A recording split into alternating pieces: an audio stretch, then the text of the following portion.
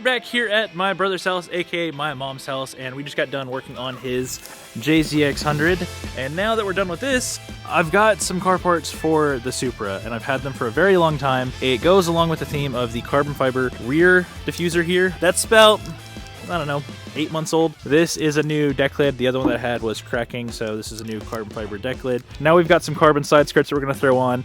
I do have rear spats as well, but they're not with me. So today, he's gonna help me install carbon fiber side skirts.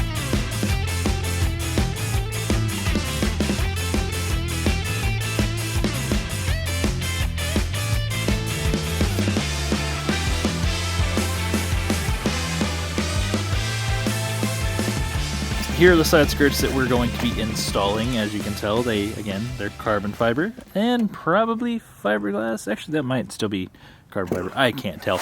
I'm not too worried about it. It's a piece, and then I've got the hardware that came with it, which just looks like wood screws. It's not the best way that I would do it, so we're gonna go get some 3M tape, which is also probably not the best way, but we need 3M tape to make sure it's going to stick to the car and look better and not fall off. I want to make sure that there's no weird body gapping anywhere, because on this rear diffuser, there was a little bit of body gapping, and I ended up using some black sealer to go around everything, which did help. Now that we have the 3M tape, we're going to go ahead and prep the side skirts before putting them onto the car. Once that's done, we can go ahead and remove the red film and then firmly press them into place. Some would say the 3M is probably enough, but I don't trust that, so I am going to go ahead and drill pilot holes and then insert the wood screws that came with the kit.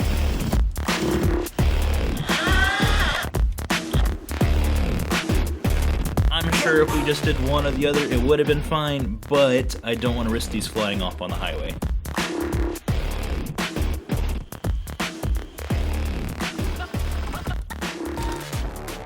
Hell yeah. Well, that's more carbon fibre added to the car. I'll be honest, I don't really remember where I got these from, but I will leave a link down in the description. So if you want these for your Supra, if you own one, then go check it out. They're pretty cool.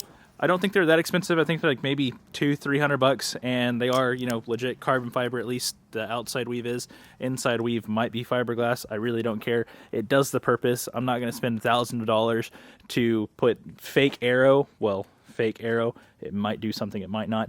It's looks. I'm not going to spend the money to do something for looks when I could do it elsewhere. So I'm happy with that mod, this mod, this mod. The mirrors are already carbon fiber, and we will be doing something different with these in the future, going to a Ganondorf style mirror, but not. It is the next morning, and the car actually looks pretty good in my opinion.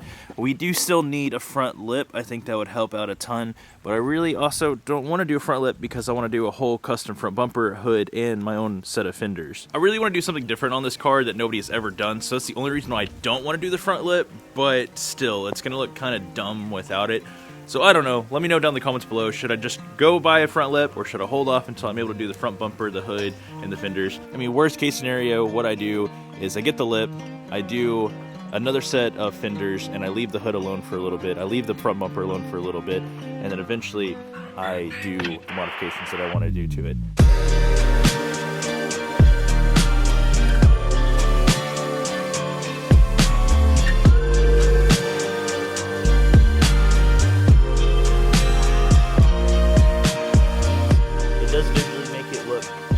A lot lower, which is good. I do have lowering springs for this, so I can drop it a little bit as well, but I don't have time to do that today, and it's raining, as you can tell. So we'll pick this up again another day. I am liking the side skirts more now that I have them on there and that I'm actually seeing it on the car. Still a little bit hesitant on them, and I think having the rear spat to go onto the rear diffuser would help make that transition look a little bit better. I don't know. Either way, for a quick $100, this really is not a bad mod to do to your GR Supra, because it does actually make it look a lot better, and you're not spending the $1,000 that most companies charge for stupid carbon fiber pieces that are honestly just for looks and not for any proper aero. Anyway, that's enough chit chat. Thank you guys so much for watching the video. If you enjoyed, leave a thumbs up, comment down below, and subscribe if you're new, and I'll see you on the next one. Stay awesome. Later. Oh God.